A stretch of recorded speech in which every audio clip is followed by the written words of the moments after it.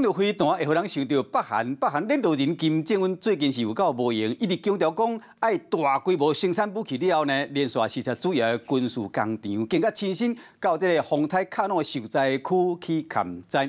依照北韩中央通讯社报道，这个金正恩伫官员的陪同下呢，去巡视一座建设飞弹的生产工厂。有民众会使看到讲，工厂内底有真侪这个飞弹车，甲个飞弹的头。金正恩更加亲身坐起哩这个装甲车。另外，这个丰台卡诺因为进前呢，更过这个朝鲜半岛东上南北韩。金正恩嘛亲身去灾区看，甲这官员南河去视察受灾情形。